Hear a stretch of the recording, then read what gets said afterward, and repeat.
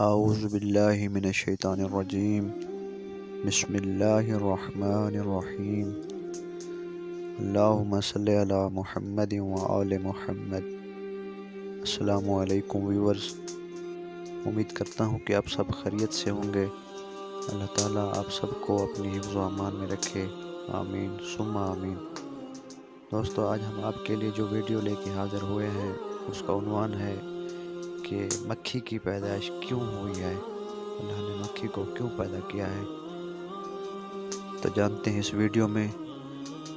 Video شروع کرنے سے پہلے آپ سب دوستوں سے گزارش ہے کہ اگر آپ ہمارے چینل پر نئے ہیں تو پلیز ہمارے چینل کو سبسکرائب کریں اور ساتھ ہی لگے بیل کے بٹن کو بھی دبائیں تاکہ تمام آنے والی نئی ویڈیوز کی نوٹیفیکیشن آپ کو موصول ہو۔ اگر ویڈیو اچھی لگے تو ویڈیو کو لائک، شیئر اور کمنٹس میں اپنی رائے کا اظہار ضرور دیجیے گا۔ تو چلیے دوستو، ویڈیو شروع کرتے ہیں۔ خراسان کا بادشاہ شکار کھیل کر واپس آنے کے بعد تخت پر بیٹھا تھا۔ تھکاوٹ کی وجہ سے اس کی آنکھیں بوجھل ہو رہی تھیں۔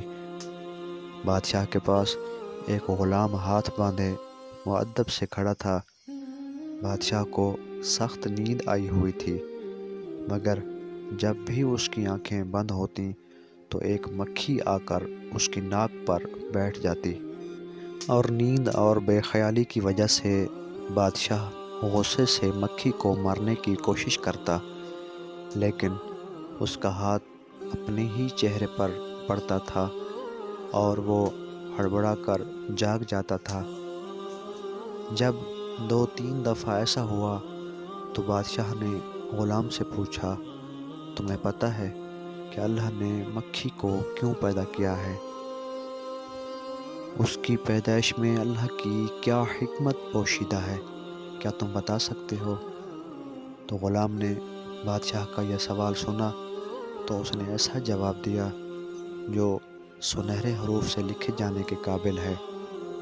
غلام نے جواب دیا، بادشاہ سلامت، اللہ نے مکھی کو اس لیے پیدا کیا ہے کہ بادشاہوں اور سلطانوں کو یہ احساس ہوتا رہے کہ وہ خود کو کہیں خدا نہ سمجھ بیٹھیں، کیونکہ وہ خود سے ایک مکھی کو بھی قابو نہیں کر سکتے۔